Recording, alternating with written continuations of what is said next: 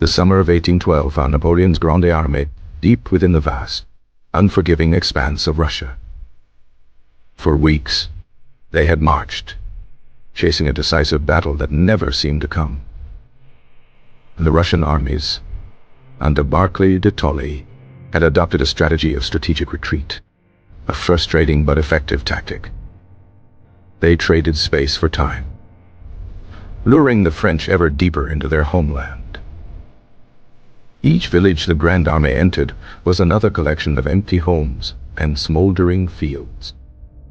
The scorched earth policy left a trail of desolation in their wake, denying the invaders sustenance. Frustration mounted within the Russian court and military, clamoring for a stand to be made. Tsar Alexander the First, feeling the pressure, replaced the cautious Barclay with the more aggressive Mikhail Kutuzov. Kutuzov understood the necessity of battle, if only to satisfy the patriotic fervor sweeping the nation. He chose a defensive position some 75 miles west of Moscow, near the small village of Borodino. The terrain was a gentle, rolling landscape, cut by streams and dotted with copses of birch and fir. It was here that the Russian army would finally turn to face the might of the French Empire. For days, Russian soldiers and conscripted peasants worked tirelessly, their shovels shaping the earth. They constructed a series of formidable earthworks, turning the landscape into a fortress. The centerpiece was the Raevsky Redoubt, a massive, open-backed fortification on a crucial hill. To its south, 3 V-shaped arrow-like fortifications known as the Bagration Flèches were erected. On September 5th, Napoleon's advance guard arrived, seeing the formidable Russian preparations. A preliminary clash occurred for the Borodino Redoubt, a forward position. The fighting was fierce, a grim foretaste of the carnage to come. The French eventually took the position, but at a heavy cost. The night of September 6th was cold and damp, a tense quiet settling over the two armies. Soldiers on both sides wrote letters home, sharpened bayonets, and prayed. Napoleon was uncharacteristically subdued, suffering from a cold and a bout of indecision. He rejected his marshal's pleas for a flanking maneuver, opting for a direct, brutal frontal assault. He believed the Russian will would break under the sheer force of French arms.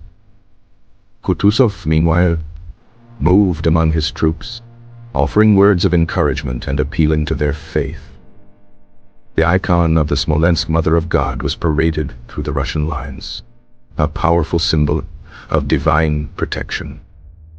Dawn on September 7th broke gray and misty, revealing 2 massive armies poised for battle. Over 250,000 men stood ready to decide the fate of the campaign. At 6:00 a.m., the silence was shattered by the roar of 100 French cannons. The Battle of Borodino had begun. The initial French assault targeted the Bagration Flèches on the Russian left flank. Marshal Davout's corps surged forward into a storm of canister and musket fire. The fighting in the Flèches was savage, a maelstrom of bayonets and clubbed muskets. Positions were taken, lost and retaken in bloody waves. The earthworks became slaughter pens, filled with the dead and dying of both sides. Prince Pyotr Bagration, a lion of a man, was everywhere, rallying his troops. He led countercharge after countercharge, his presence a beacon of Russian defiance. Around mid-morning, a piece of shell shattered Bagration's leg, mortally wounding him. His loss was a devastating blow to the morale of the defenders. Despite his fall, the Russians continued to fight with incredible tenacity. By late morning, the French had finally secured the ruins of the Flèches. The focus of the battle then shifted to the center, to the Great Redoubt. Prince Eugène de Beauharnais' corps was tasked with its capture. The first French assault on the redoubt was repulsed with heavy losses.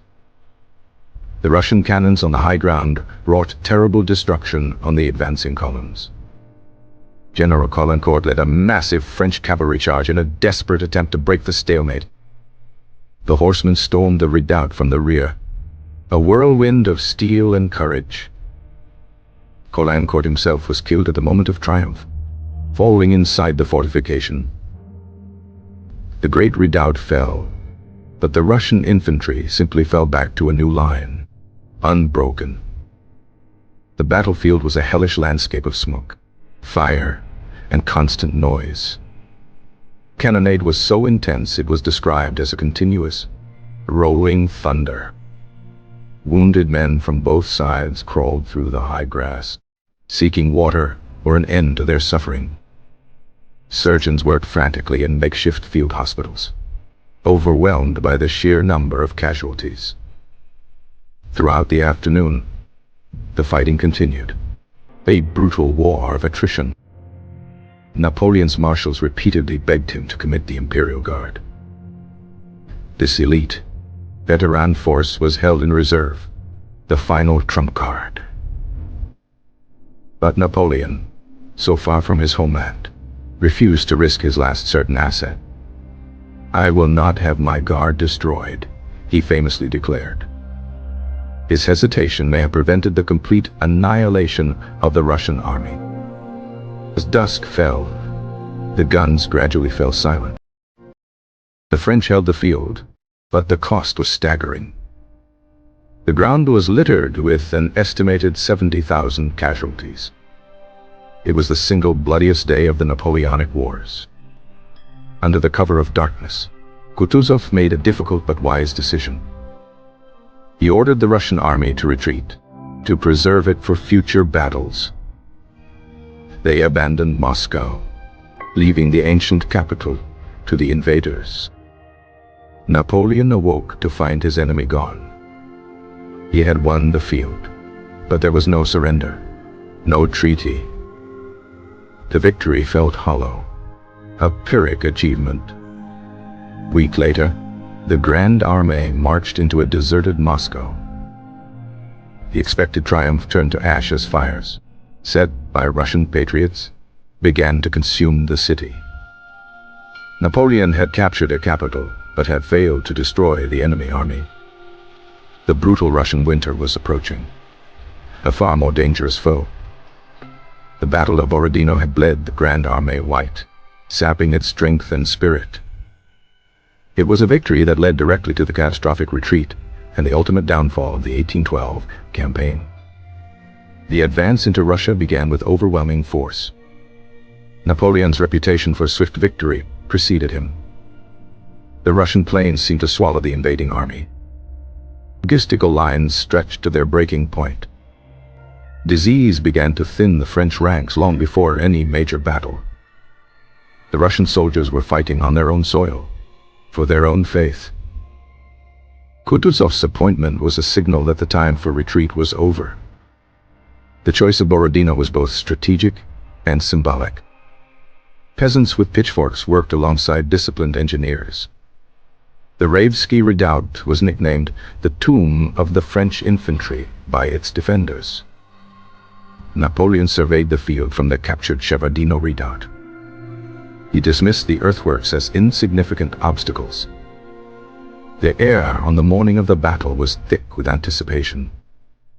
The opening bombardment shook the very ground. Marshal Ney, the bravest of the brave, led his corps with reckless courage.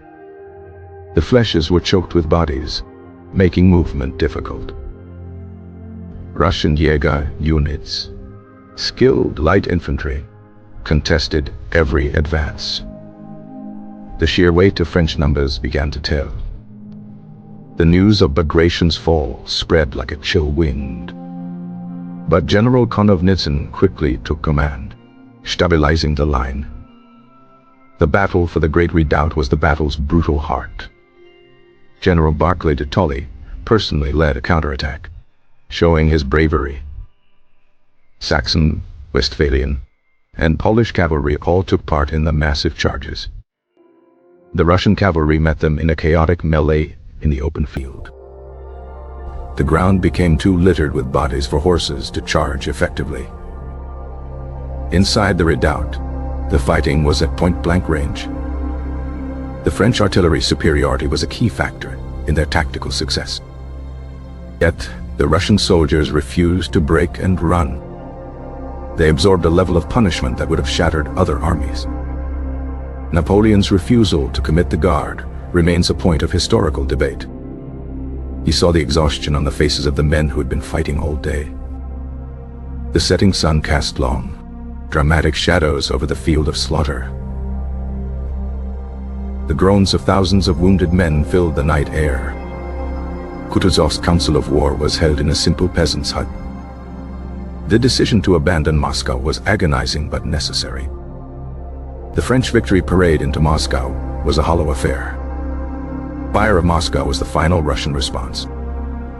Borodino was not the decisive, war-ending battle Napoleon had sought.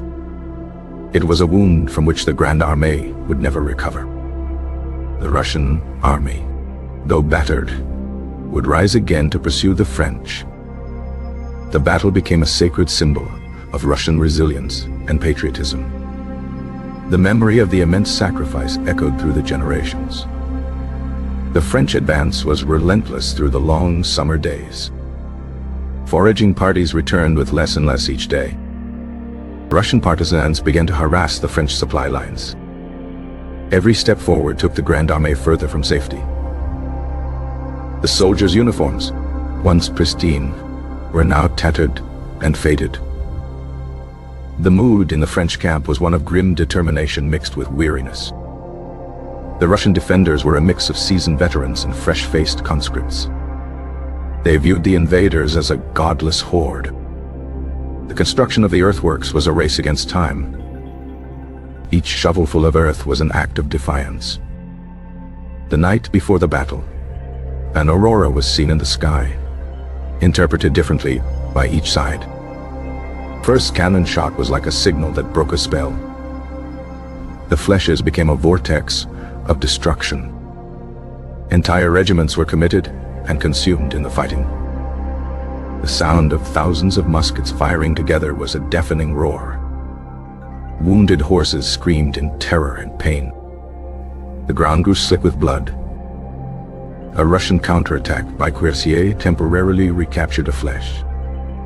The battle devolved into countless individual duels. The great redoubt's cannons fired canister shot, turning them into giant shotguns. The French infantry advanced over the bodies of their own countrymen. The capture of the redoubt was a moment of sheer, brutal force. Even with the main positions taken, the Russian army did not rout. The Imperial Guard watched the carnage, frustrated and eager to fight. Napoleon's decision was that of a gambler who refused to play his last coin. The field fell silent, but the suffering continued. The retreat from Borodino was orderly, a testament to Russian discipline. The French were too exhausted to mount an effective pursuit. Borodino was a masterpiece of courage and a catastrophe of tactics. The road to Moscow was open, but it was a road to ruin.